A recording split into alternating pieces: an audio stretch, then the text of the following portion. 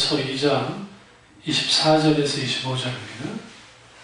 베드로전서 2장 24절에서 25절입니다. 치 나무에 달려 그 몸으로 우리 죄를 감당하셨으니 이는 우리로 죄에 대하여 죽고 의에 대하여 살게 하려 하심이라. 그가 채찍에 맞음으로 너희는 나음을 얻었나니 너희가 전에는 양과 같이 길을 잃었더니 이제는 너희 영혼의 목자와 감독 되신 이에게 돌아왔느니라. 아멘. 말씀 제목은 십자가 은혜의 회복입니다. 십자가 은혜의 회복입니다. 우리가 이 세상 살아갈 때에 어떤 은혜가 가장 좋은 은혜일까? 많은 사람들이 은혜 받는다고 하면 기분이 좋아지고 감사가 넘쳐나고 또 성령의 기름 부음에 어떤 그 놀라운 은혜의 역사를 경험할 때 우리 속에서 막 기쁨이 일어나니까 그런 은혜를 아주 사모합니다. 그런 은혜를 받아야 되겠죠. 그러나 그럼에도 불구하고 우리에게 필요한 것은 십자가 은혜입니다. 그 예수 그리스도의 십자가의 은혜가 우리 가운데 회복되지 않으면 우리가 이 세상을 살아갈 때 그리고 마지막 우리가 죽어서 하나님 나라에 가게 될 때에도 십자가 은혜가 없이는 불가능하기 때문에 그런 의미에서 십자가의 은혜가 아주 굉장히 중요합니다. 그럼 왜 우리 십자가 은혜가 필요할까요? 그 이유는 첫 번째로 인생의 종말을 생각해야 되기 때문에 그렇습니다.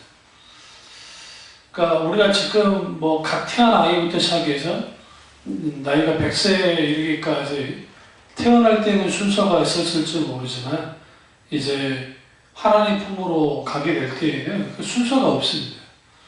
그러니까 모든 인생은 결국은 자기의 종말에 대해서 생각을 해야 돼요. 그러니까 인문학에서 메몬토 모리, 죽음에 대한, 웰 다잉에 대한 생각을 많이 합니다. 그래서 어떻게 인간이 죽음을 맞이할 것인가. 근데 이제 문제는 뭐냐면 그 인간이 자기 죽음을 할 때에는 그들의 죽음의 문제에 대해서 초연하게 죽을 수 있다고 생각했던 사람들이 철학자들이에요. 주로. 그 철학자들이 초연하게 죽자. 왜냐하면 이 세상에 죽고 난 다음에 아무것도 없을 거니까. 그러니까 소위 철학을 한다고 하는 사람들은 인간의 죽음의 문제를 다룰 때 자연적인 죽음, 그러니까 순리로서 받아들여요. 이게 이제 불교 철학과도 연관이 되어 있습니다. 불교도 이렇게 윤회한다고 하죠. 자연에 순응하면서 태어나면 죽을 때 있으니까 이게 계속 돌고 도는 게 인생이니까 그 죽음의 문제를 그렇게 받아들이면 된다라고 하죠.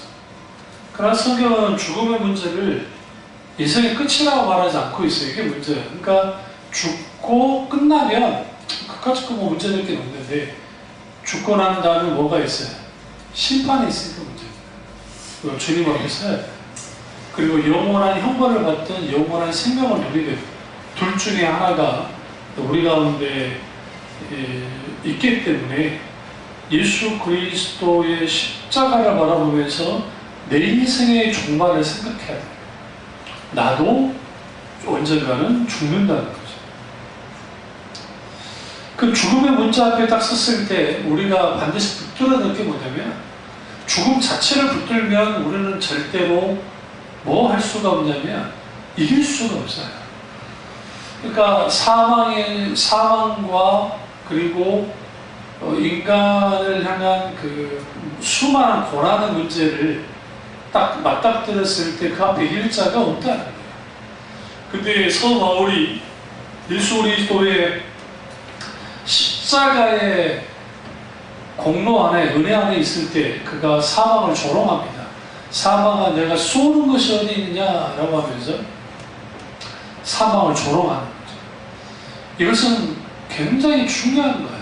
왜 중요하냐면 예수 그리스도의 십자가의 죽으심이 나의 죽으심이 되고 그 예수 그리스도의 십자가의 죽으심을 통한 이룩하신 부활이 나의 부활이 될 때 우리가 십자가의 은혜를 회복할 때 가장 필요한 게 내 인생의 종말인데, 결국 내 인생의 종말은 나 하나로 끝나는 게 아니라, 끝나고 그냥 내가 육체적으로 죽고 끝나는 것이 아니고 예수 그리스도 그분과 영원한 생명을 누리게 된다는 거, 그게 아주 중요하죠. 그러니까 한국 교회가 어떤 실수를 했냐면 well dying, 어떻게 잘 살 것인가에 대해서는 많이 가르치고 있어요. 무엇을 먹을까, 무엇을 마실까, 무엇을 입을까에 대한 문제, 그것에 대해서는 아주 여러 방법으로 가르쳤습니다. 정작 어떻게 죽을 것인가에 대한 문제를 다루지 않아요. 왜냐하면 저나 여러분이나 죽음이라는 것은 달갑지 않거든요. 누가 죽음의 문제를 다루면 좋아하겠어요? 젊은 친구들한테 말하면 코웃음 칩니다. 왜? 자기들의 살아갈 날이 아주 많기 때문에. 노년에 나이 드신 분들에게 이러한 설교를 하면 부담스러워합니다. 언제 죽을 줄 모르는데 그런 소리 하고 있다고. 그러니까 그러다 보니까 한국 교회 안에 웰다잉에 대한, 어떻게 주님 안에서 잘 죽을 수 있을까, 죽음의 문제 앞에 설 수 있을까, 이 부분이 다뤄지지 않으니까 막상 임종을 앞뒀을 때에 예수 그리스도를 부인하는 사람들의 생각도 있다. 때로는 천국이 있는지 없는지 모르겠다고 하는 분도 있고, 또 반대로 편함 속에서 또 주님 품에 안기는 분들도 있고, 그렇죠. 그래서 우리가 인생의 종말을 생각하는 이유는, 그분을 우리는 언젠가는 하나님 품에 돌아가야만 하는 사람들이기 때문에, 그러면 우리에게 지금 필요한 게 뭐냐? 십자가의 은혜라는 거예요. 두 번째는 현재의 비참한 상태를 생각해야 됩니다. 내가 예수 그리스도를 믿고 내 인생의 태도를 바꾸려면 지금 자신의 비참한 상황을, 현실을 인식해야 돼요. 말틴 루터스 목사님의 말처럼 하나님의 복음이 임할 때에는 공통적인 특징이 있었는데, 그 현실 인식이었다. 자기가 얼마나 하나님 앞에 아무것도 아닌지, 그 현실 인식 속에서 그들이 뭐 했느냐, 그 속에서 자기의 비참함을 깨닫고, 그래서 십자가로 나아갈 수밖에 없는 그런 것이 있었던 것을 보게 되었습니다.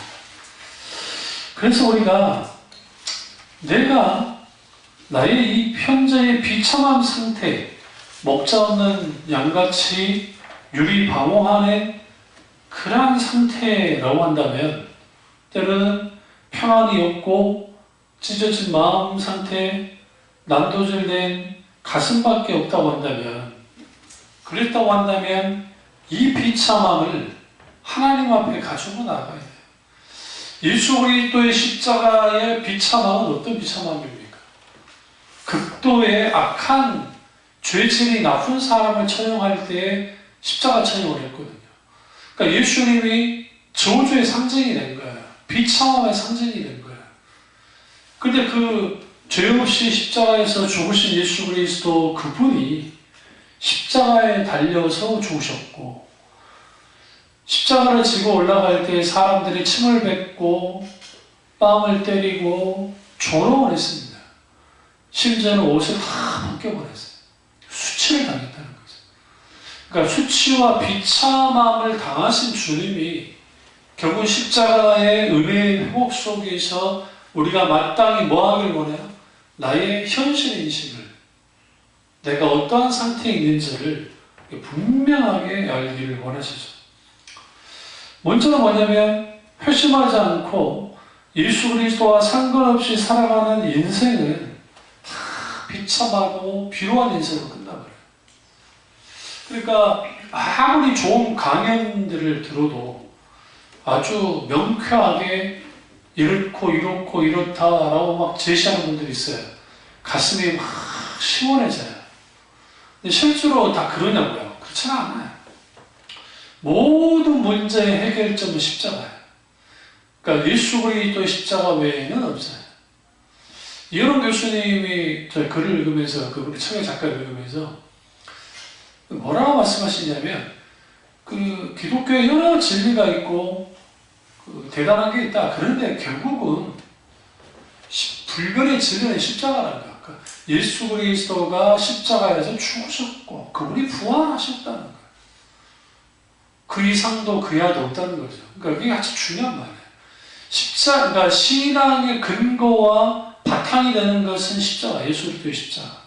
그 예수 그리스도의 십자가가 나의 십자가가 되어져야 되는데 그분의 십자가가 나의 십자가가 되어지려면 반드시 십자가 앞에 자신의 비참한 상태를 분명히 깨달아야 돼. 근데 이게 놀라운 게 이게 내가 비참함 알아야지 한다고 알아지지 않아요. 오히려 성령이 역사해 주셔야 돼요. 그러니까 자기 비참함을 아는 사람은 오히려 이미 은혜 받은 사람이에요. 이미 은혜 받은 사람이기 때문에 자신의 비참한 상태를 알아요. 밖에 나가서 물어보세요. 적당히 신앙생활 하는 사람들에게 당신은 비참하십니까? 아니요. 이상하게도 은혜를 많이 받은 사람들일수록 내가 하나님 앞에 죄인이구나. 사도 바울이 죄인 중에 괴수라고 말했던 것처럼 오히려 주님 앞에 자신이 얼마나 비참한 존재인지에 대한 인지를 해요. 오히려. 그러니까 우리에게 지금 필요한 것은 결국은 이러한 비참함을 이제는 그 비참함으로 끝나는 것이 아니라 예수 그리스도의 십자가와 맞바꾸는 거예요. 그게 아주 중요합니다. 세 번째는 끝없는 부르심을 생각해야 돼요. 이걸 high is calling, 높으신 부르심이라는 표현을 쓸 수 있는데 그 하나님이 각자를 향해서 부르세요.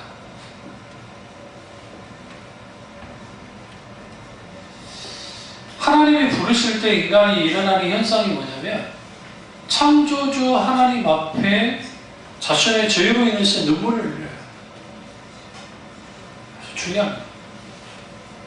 어떤 사역을 해나갈 때, 사역을 할 때, 어떤 사역을 하든 뭘 하든 그렇게 해나갈 때에도 주님의 그 부르심, 소명을 계속 마음에 묵상하면서 두면서 그 소명과 사명을 그 길을 한 걸음 한 걸음 나아가는 거죠. 그런 게 필요해요. 문제가 뭐냐면 그렇게 되지 않는 거예요.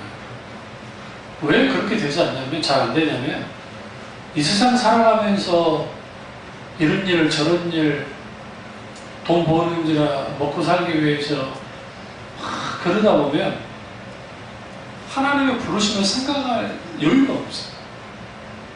그리고 그렇게 살아왔더니 나이가 이제 중년 이상이 되어버리고 그래도 아직 자식들은 돈 들어갈 일을 많이 했고 또 자식들을 위해서 또 뭔가 해야 되겠고 그러니까 이게 악순환이라는 거예요. 그러니까 하나님이 이 땅에 태어나시게 하는 목적이 있을 텐데 그러니까 이런 말 하더라고요. 그것도 철학자가 태어나기 위해서 태어났다고.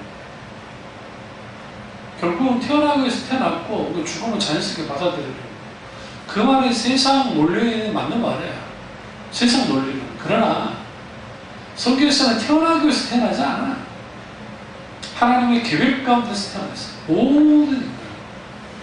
그러니까 하나님이 떠나버린 자리를 이 세상의 인간들은 자기 것으로 채우라고 보면 눈에 보이고 일어나는 현상만 가지고 말할 수밖에 없고 그러니까 보이지 않는 하나님이 계시지 않는다고 생각하는 사람들 속에는 한계가 있어요.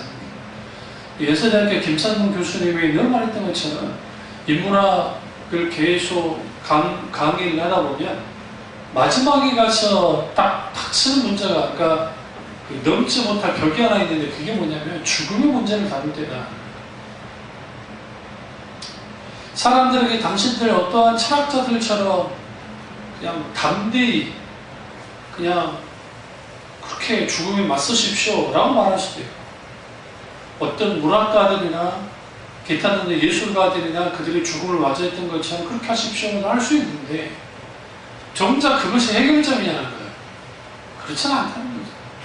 결국은 그분도 목사님이시니까 하시지만 결국은 예수 그리스도의 십자가로 돌아갈 수밖에 없다. 그러니까 결국은 모든 인간은 내가 처음 본 옥에 중생했을 때 처음 예수 그리스도로 인해서 다시 태어났을 때의 십자가의 은혜로 되어진 것처럼 마지막 또한 예수 그리스도의 십자가 은혜야. 살아갈 때에도 십자가의 은혜가 있어야 된다. 그러니까 이게 없으면 안 돼. 그러면 이제 보다 더, 그러면 이제 좀 더 들어가면 십자가의 은혜의 회복이 있으려면 구체적으로 첫 번째는 뭐냐면 십자가의 현재적 경험이 있어야 돼요. 그러니까 오늘날 그 은혜로부터 부패된 사람들의 특징들이 뭐냐면 십자가의 현재적 경험을 상실해버립니다. 그러니까 십자가의 현재적 경험의 상실이라는 게 뭐냐면 예수 그리스도의 십자가가 날마다 내게 십자가의 죽음과 그리고 구원에 대한 감격을 성령의 조명 가운데 우리 가운데 계속적으로 비춰주실 때 그 은혜를 맛봐요. 근데 우리가 예수님을 오랫동안 믿다 보면 예수 그리스도의 십자가 은혜에 대한 감격이 사라져요. 그러다 보니까 한국교회의 가장 큰 십자가에 대한 이해의 그 맹점이 뭐냐면 그 일회용 십자가. 그러니까 언제 필요하냐 십자가는 구원받을 때, 중생을 처음 할 때. 그리고 난 다음에 용도 폐기를 해버리는 거예요. 그냥 이제 예수 십자가는 필요 없어. 근데 사도 바울의 서신이라든지 뭐 다른 사도들은 말할 것도 없고 예수 그리스도의 십자가를 계속 강조해요. 결국 예수 그리스도의 십자가의 복음 외에는 없다고 계속 말해요. 이거는 무슨 말이냐면 예수 그리스도의 십자가는 지속적으로 현재적으로 경험되어야 한다. 그럼 왜 우리에게 십자가의 경험이 없냐? 그 이유는 회심의 역사가 일어나지 않기 때문이에요. 회심은 마음을 돌이키는 거예요. 그러니까 중생의 체험은 이런 딱 단회적이에요. 딱 한 번 일어나요. 그러나 회심의 역사는 성령의 역사 속에서 여러 번 계속적으로 일어나요. 그러니까 우리 예배 속에서 회개함을 통한 회심의 역사가 나타나기 시작하면 예수 그리스도의 십자가의 은혜를 현재적으로 경험할 수 있다. 오늘 사도 베드로가 이렇게 말합니다. 친히 나무에 달려 그 몸으로 우리 죄를 담당하셨으니 이는 우리로 뭐에 대하여 죽고 죄에 대하여 죽고 의에 대하여 살게 하려 하십니다. 왜 우리가 예수 그리스도의 십자가를 현재적으로 경험해야 되느냐? 죄에 대하여 죽고 의에 대해서 살려고요.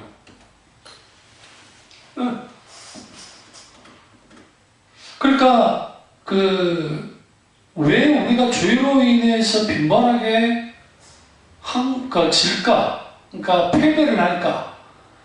그 죄 죽음이 죄 죽이기라는 존 오웬 목사님의 책에서도 그분이 그 책을 쓰게 된 배경이 뭐냐면 놀란 하나님의 역사가 있었고 은혜가 막 있었는데 불구하고 죄와의 싸움에서 번번 지더라는 거예요.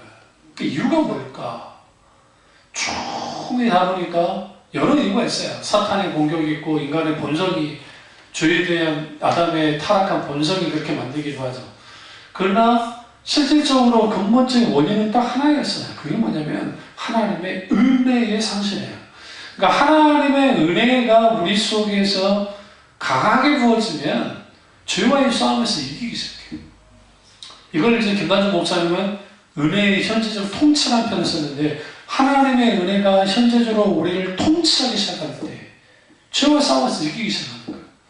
근데 그러면 우리가 십자가의 현재적인 그런 놀라운 은혜를 경험하지 못하는 것은 결국 내가 죄와의 싸움에서 지고 있다고 한다면 내가 하나님의 은혜를 지속적으로 지금 경험하고 있는 건 아니라는 거예요. 이게 문제죠. 십자가에 대한 경험과 함께 죄를 회개하면 우리가 그 속에서 예수 그리스도를 믿게 되죠. 이 모두가 은혜로 되는 겁니다. 그런데 이것이 처음 예수님 믿을 때 한 번으로 끝나는 것이 아니라 일생에 걸쳐서 반복되어야 된다는 거예요. 이거를 한국교회가 가르치지 않았어요. 너무나 많은 목사님들. 예수 그리스도의 십자가는 계속, 그러니까 우리가 찬송가에 보면 그 십자가에 대한 찬양이 많잖아요. 십자가를 칠 수 있나 십자가 십자가 내가 서볼 때에 변찮는 주님의 사랑과 거룩한 보혈의 공로를, 이런 찬양들이 다 십자가잖아요. 근데 이게 다 언제 만들어진 찬송가 곡이냐? 그게 다 부흥 때. 그러니까 하나님의 부흥 때에 유독 정말 이상할 정도로 예수 그리스도의 십자가에 대한 찬양이 그냥 그러니까 홍수나듯이 막 쏟아져 나와요. 그 이유가 뭐냐면 하나님의 부흥의 역사가 나타나면 그 부흥의 역사가 나타나게 한 힘의 원동력은 십자가의 복음이에요. 결국 성령께서 예수 그리스도의 십자가의 복음을 조명 비추셔서 그 은혜가 그의 결과로서 부흥이 일어나니까 당연히 그 결과로서 나타났던 부흥이니까 십자가에 대해서 계속 일어날 수밖에 없어요.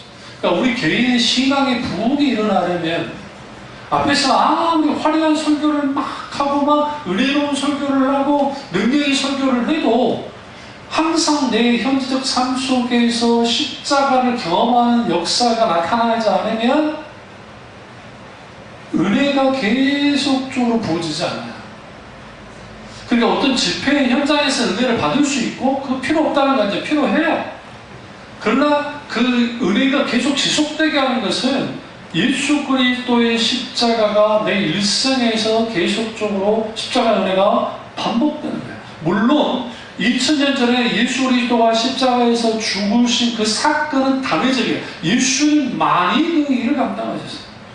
그런데 성령께서 우리에게 찾아오셔서 예수 그리스도 그분의 죽음을 우리에게 적용시킬 때는 2000년 전에 있었던 그 사건이 바로 내 사건이 되도록 만들어요. 내 눈앞에, 내 앞에 현실적으로 일어나는 것처럼 성령께서 우리에게 뭐하느냐? 강하게 역사하세요. 조명하십니다. 그러면 우리 속에 십자가의 은혜에 대한 생생한 감동이 우리가 돼요. 그러니까 십자가를 생각하면 눈물이 나는 것이, 여기서 말하는 십자가는 뭐 여기 상징적인 십자가를 말하는 게 아니에요. 예수 그리스도 그분을 생각할 때 십자가가 되십니다. 그러면 은혜와는 초기에는 닭도 같은 눈물이 막 흐르게 떨어졌는데 30년 예수 믿고 40년 예수 믿고 50년 예수를 믿었는데 그게 사라졌다는 거. 이게 불행한 거예요. 이게. 우리가 서신서나 그 성경을 보시면 하나님의 사람들의 그 모습들을 보면 예수 그리스도의 십자가에 대한 그 은혜가 절절 끓어요. 물론 그때는 초창기이고 초대교회였고 핍박의 시대였고 우리와 상황이 다르긴 하지만 그럼에도 불구하고 예수 그리스도의 십자가가 그들에게 생생했다는 거예요. 그뿐 아니라 하나님의 부흥의 시대마다 예수 그리스도의 십자가는 생생한 은혜였고, 그럼 우리 또한 예수 그리스도의 십자가 우리 가운데 생생한 은혜가 되어져야 되는데 그렇지 않는 거죠. 두 번째로 십자가의 은혜를 회복하려면 은혜의 지배 안으로 들어가야 돼요. 은혜의 지배 안으로 들어가야 돼요. 왜 우리가 은혜의 지배를 받는 게 중요할까요? 은혜의 지배를 받게 되어지면 인생의 목적을 알게 돼요.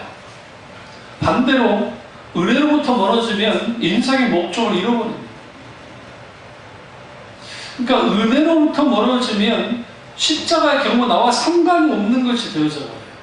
예전에는 십자가의 사건이 수시로 내 마음속에 느껴졌는데 그리스도의 십자가를 경험하면서 나를 부인하고 자기 자신을 십자가에 못 박고 예수 그리스도와 연합하는 삶을 살아야 된다는 것을 분명히 알았는데 은혜로부터 멀어지면 이런 게 없어져요.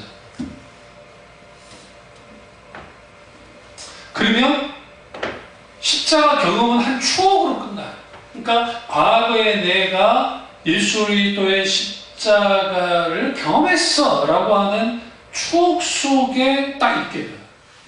근데 문제는 뭐냐면 그 추억을 되뇌이면서 사는 거, 신앙생활하는 거. 그 언제마다 이제 부활절이 되면, 고난주간이 되면 그때만 한번 내가 과거에 은혜 받았던 십자가를 떠올리면서 한 번씩 1년에 한 번 고난주간 때 사순절 기간에 되뇌이는 거죠. 그리고 그건 뭐냐면 결국은 십자가 은혜로부터 멀어지면 인생의 목적을 잃어버리니까 그 당신의 인생의 목적에 살아가는 이유가 무엇입니까? 라고 물어보면 행복하기 위해서요. 예수 잘 믿다가 복받고 죽으면 되죠. 그 말 자체를 틀렸다고 할 수는 없는 게 예수님 믿고 잘 살다가 죽는 거 얼마나 복된 거예요. 근데 문제는 그 이상도 아니고 그 이하도 아니다는 게 문제죠. 하나님의 각 인생을 향한 목적이 있고 그 목적대로 살아가는 삶을 살려면 반드시 우리에게 필요한 게 뭐냐? 내가 왜 이 세상에 태어났을까? 물어야 돼. 그걸 발견해야 돼. 어디에서? 십자가에서. 예수 그리스도의 십자가에서. 후에 나는 누구인가? 라는 문제를 풀 수 있는 열쇠는 나는 누구이지? 나는 누구일까? 나는 누구일까? 나는 누구인 거야? 도대체 나는 누구야? 라고 한다고 해서 알아지는 게 아니에요. 그걸 철학자들이, 인문학자들이 다 했어요. 그리고 뭐 생각하는 존재, 뭐 유의하는 존재, 뭐 창조하는 존재, 기타 등등 여러 뭐 호모 사피엔스, 호모 에렉투스 막 있어요. 막 그런 말들을 만들어냈단 말이에요. 그러나 그것이 실제로 내 인생의 목적을 분명히 보여주느냐? 그렇잖아. 그러니까 왜 십자가 은혜가 우리 가운데 필요하냐면 은혜의 지배가 있게 되니까 필요한데 그 은혜의 지배가 있게 되어지면 삶이 아주 명확해져요. 예수님 때문에 사는 거예요. 예수님 때문에 죽고 이제 우리 뭐 예수 위에 살고 예수 위에 죽고 막 그런 찬양들이 있었잖아요. 그러니까 예수님 때문에 살고 예수님 때문에 죽는 사람들이 되어져요. 예수님을 빼서는 안 되는 거예요. 크리스천 투데이에서 그 간증한 게 하나 제가 봤었는데 그게 뭐냐면 이란의 그 자매 하나가 이제 기독교로 개종을 했는데 근데 이제 그 영국으로 이주를 하고 난 다음에 이제 개종을 한 거예요. 그때 그 자매가 했던 말은 그거예요. 그 이슬람에는 그 알라에 대한 이름이 수백 개가 된다요. 명칭이. 근데 처음 알았어요. 그냥 알라만 그런 줄 알았는데. 그런데 아버지라는 이름은 없다는 거예요. 아버지. 근데 이제 너무 권고해서 타국이도 왔고 또 아버지가 자기 동생을 보는 앞에서 막 죽이려고 하고 이란에 있을 때 그 아버지가 아주 나쁜 아버지였어요. 그 나쁜 아버지 밑에서 엄마 때문에 다 이제 살아남아서 어떻게 여차여차해서 영국까지 오게 됐는데 그랬는데 자살을 하자니 어쨌든 그 이슬람 교리 안에서도 자살은 죄악으로 보니까 그럴 용기가 없더래요. 사르는 너무 고민되고 내가 인생을 살아서 뭐하나 라고 하고 있는데 우연히 어떤 사람 하나 있길래 그냥 잘 알지 못하는 사람이에요. 그냥 자기 고민거리를 딱 털어놨더니 같은 이제 이란 사람인데 근데 이제 나이가 있는 중년 부인인데 그 사람이 그 말하는 거예요. 나는 교회를 다니지는 않는데 내 딸이 교회를 나가더니 변화됐더라. 한번 교회 가봐라. 그 본인은 교회 안 다니는데 그 소개를 받고 교회를 갔는데 가자마자 꼬꾸러졌어요. 뭐로 꼬꾸러졌냐면 예수 그리스도의 십자가의 죽으심이에요. 그러니까 십자가의 복음을 당신들을 위해서 죽은 분이 뭐냐? 예수 그리스도 그분이잖아요. 그걸 충분히 은혜를 받았는데 뭐가 하나가 딱 걸렸냐면 하나님의 아버지라는 것이 걸리는 거야. 왜? 육신의 아버지가 아주 개떡같은 아버지이기 때문에 그게 안 받아들여요. 그리고 펑펑 울고 있으니까 갑자기 하나님께서 그녀에게 놀랍게 성령의 기름을 부으시면서 아버지됨이 무엇인지를 보여주는 거예요. 막 부어주시는 거예요. 펑펑 울고 바뀌었어요. 그리고 언니를 전도하고 동생을 전도하고 마지막에는 암병이 걸린 아버지까지 전도하고 그 주님 고백하고 아버지는 돌아가시고. 뭐가 그렇게 만들었을까요? 예수 그리스도의 십자가의 은혜. 그러니까 십자가의 은혜가 우리 가운데 이렇게 강하게 역사되어져야 하나님의 은혜의 지배 안에 있게 되어져요. 은혜의 지배 안에 있게 되어지면 내 인생의 목적을 안다고요. 아, 나는 주를 위해서 살기 위해서 태어났고 내가 주를 위해서 죽기 위해서 태어났구나. 은혜의 지배 안에 있게 되면 또 하나는 은혜의 방편의 미각이 살아납니다. 그러니까 은혜의 맛을 알아요. 여러분, 맛있는 음식을 먹어본 사람이 맛있는 음식에 대해서 어떠다는 걸 알잖아요. 그러니까 세상에서 가장 불행한 자식들이 누구라고 하나요? 음식 솜씨 없는 엄마. 그 음식 솜씨 없는 엄마 밑에서 자라나는 친구들은 그 음식을 먹으면 그게 맛있는지 별로 맛없는지 그냥 먹고 살아. 그러니까 엄마의 손맛이라는 말 들으면 이해가 안 돼. 그런데 어렸을 때부터 음식 솜씨 좋은 엄마 밑에서 있는 애들은 아주 맛있는 것을 많이 먹어봤기 때문에 어떤 게 맛있는 걸 알아요. 똑같아요, 은혜도. 하나님의 은혜의 맛을 자주 경험한 사람들은 그 은혜의 맛을 많이 봤기 때문에 그 은혜의 맛을 그대로 할 수 있어요. 느낄 수 있어요. 그런데 은혜의 방편의 미각이 상실될 때는 은혜의 집으로부터 멀어지니까 일어나는 건데, 가장 먼저 어떤 미각이 상실되냐면 예배에 대한 은혜의 방편으로서의 미각이 상실돼요. 그러니까 가장 먼저 영적인 어떤 그 상태가 문제가 되는 게 아니라 예배부터 흔들려요. 반대로 은혜의 방편의 미각이 살아나면 하나님께 드리는 예배가 완전히 달라집니다. 또 하나는 기도예요. 기도는 은혜의 훌륭한 방편이에요.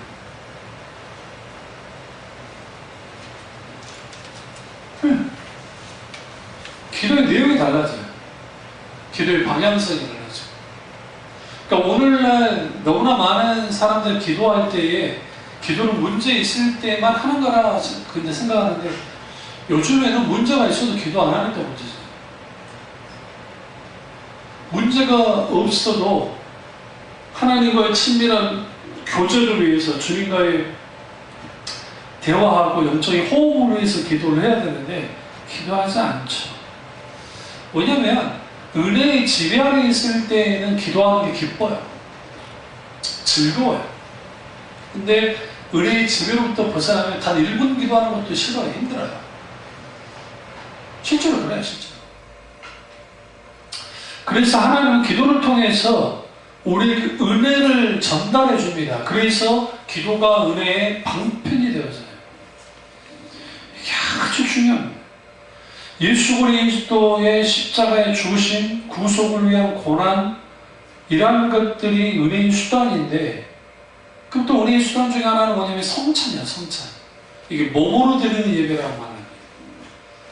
그러니까 성찬식 자체가 중요한 건 아니에요. 다만 중요한 것은 우리가 실제로 행동으로 드리는 예배 중에 하나가 성찬이기 때문에, 거기에 성찬에서 죽으신 거 예수 그리스도의 죽으심이잖아요. 그리스도가 피와 물을 흘렸던 거, 육체가 찢겨지고, 그것을 우리가 기념할 때, 여기서 기념한다는 것은 그 기념식 할 때 기념한다는 게 아니고 영적으로 유익을 얻는 거예요. 거기서. 그러니까 성찬식, 그래서 그 개혁교회에서는 일주일에 한 번씩 하는 거 아주 권장해요. 그런데 교회들의 사정상 일주일에 한 번씩 성찬식 한다는 게 쉽지가 않아요. 과거 우리 교회는 한 달에 한 번씩 했잖아요. 그것도 쉽지가 않은데 하물며. 그러니까 그러한 성찬 속에서 그 하나님의 은혜가 회복되어지고, 근데 하나님의 은혜가 이제 만약에 멀어질만 할 때 우리가 하나님의 말씀을 듣고 깊이 회개하면 그 은혜가 내 마음속에 부어지죠. 그러니까 하나님의 은혜의 지배 안에 있게 되어지면 설사 내가 은혜로부터 좀 멀어진 듯 해도 하나님의 말씀에 나를 경성케 하고 달라지게 만들어요. 이게 아주 중요합니다. 그리고 또 하나는 다음 주에 이것도 소개하겠습니다만은 하나님의 은혜의 지간에 있게 되어지면 성경에서 말하는 자기 사랑이 확실하게 서게 되어 있어요. 여기서 성경에서 말하는 자기 사랑은 이기적인 사랑을 말하지 않습니다. 그러니까 예수 그리스도 그분이 우리 가운데 있게 되어지면 먼저 하나님을 사랑하고 그 다음에 자기를 사랑하게 되어 있어요. 그러니까 내가 하나님을 사랑하는 만큼 나도 사랑하는 거야. 이게 기독교에서 말하는 자기 사랑이에요. 세상에서 말하는 자기 사랑은 자기가 중심이 돼서 자기가 하나님 자리에 앉아서 자기를 사랑하는 것이고, 그러니까 타락한 본성 속에 있는 자기 사랑과 성경에서 말하는 원래의 자기 사랑은 완전히 달라요. 그러니까 세상에서 말하는 자기 사랑은 자기 탐욕, 자기 애, 자기 이러한 것이 기반으로 해요. 그런데 성경에서 말하는 자기 사랑은 하나님 사랑의 기반이에요. 하나님 사랑을 기반으로 해서 나를 사랑하는 거예요. 이런 사람도 있습니다. 하나님의 사랑이 있다고 하면서 자기를 미워하는 사람, 이거 잘못된 사람이에요. 이거 영적인 교만이에요. 그러니까 소위 영성훈련한다고 하는 분들 중에 잘못되게 그렇게 하는 사람도 있어요. 자기 비하인데 기독교는 염세적이지 않아요. 절대로. 자기 비하적으로 그렇게 하는 분들이 있어요.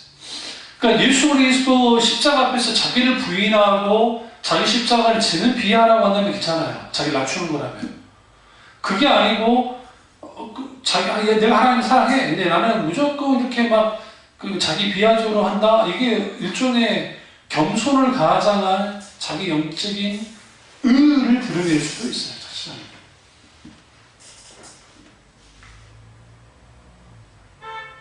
문제는 하나님의 은혜의 지배로부터 벗어나게 되어지면 자기 사랑으로 고립돼요. 그러니까 하나님 사랑이 우리 가운데 전달되지 않아요. 확증된 하나님의 사랑을 요한 사도가 요한일서에서 말하죠. 십자가를 죽으신 예수 그리스도. 내가 예수 그리스도의 십자가로 하나님의 사랑을 확증했다라고 말하잖아요. 그러니까 우리는 확증된 사랑을 우리는 받은 사람들이에요. 근데 문제는 뭐냐면 은혜로부터 멀어진 상태에 있게 되어지면 자기 사랑 속에 갇히기 때문에 고립돼요. 고립되어 있으니까 당연히 하나님 주시는 이런 노란 하나님의 사랑이 전달될 리가 없죠. 이거 아십니까? 한 사람이, 한 인간이 이 세상에 태어나가지고 불에 넘치는 부모의 사랑, 형제 간의 사랑, 주위에 있는 사람들에게 사랑을 막 넘치도록 받아도 외로울 수 있다는 거 아십니까? 반대로 어느 누구에게도 사랑받지 못했어도 주님의 사랑이 부어질 때 결코 외롭지 않는 그러한 것을 누리는 사람도 있다는 거예요. 그러니까 결국은 예수 그리스도의 십자가의 사랑이 우리 가운데 부어질 때 온 마음과 뜻과 힘을 다하여 누구를 사랑해요?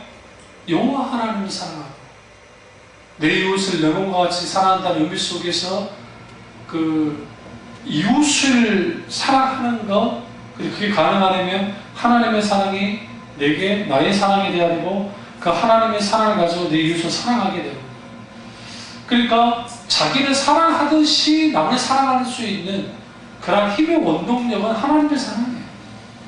그러한 것들이 하나님의 은혜로부터 보죠. 은혜로부터.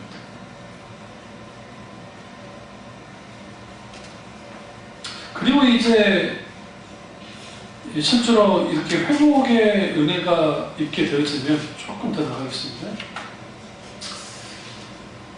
하나님 은혜부터 이제 회복되어지면 네 번째는 영혼의 상태를 성찰하게 되어 있어요.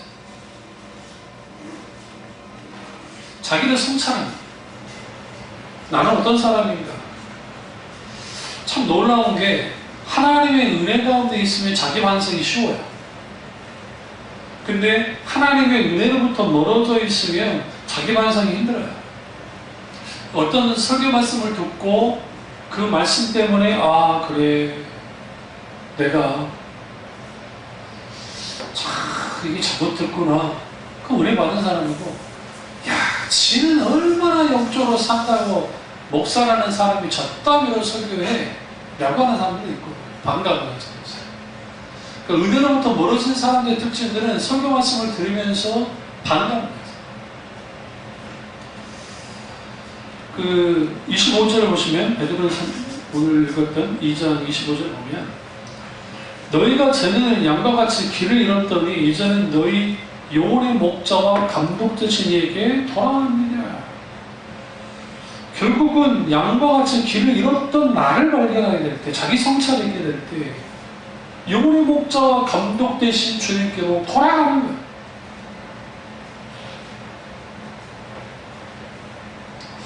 알코올 중독자들이 술 마시면 건강이 해롭다는 거 아니잖아요. 그렇죠?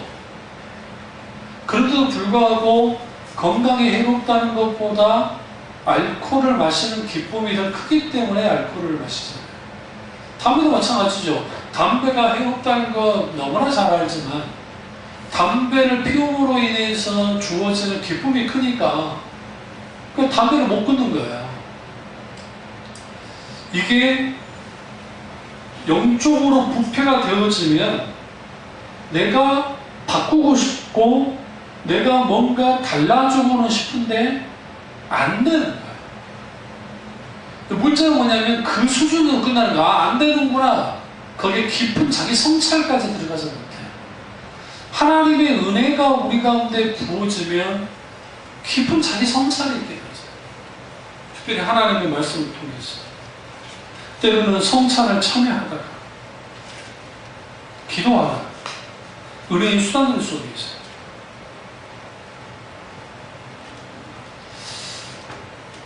우리 한 가지 명심해야 될 게 뭐냐면 하나님의 은혜로부터 멀어질 때 평안을 달라고 기도하기보다는 더 중요한 게 있는데 그게 뭐냐?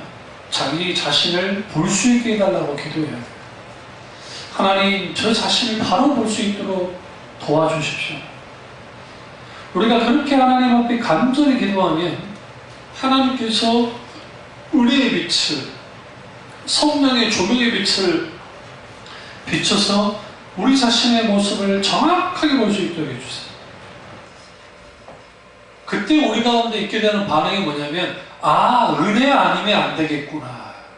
내가 하나님의 은혜 받지 못해 십자가의 은혜를 받지 않으면 안 되겠구나. 그럼 무슨 고백으로 나가겠어요? 하나님 은혜 주십시오 라는 고백으로 나갈 수밖에 없어요. 은혜 달라.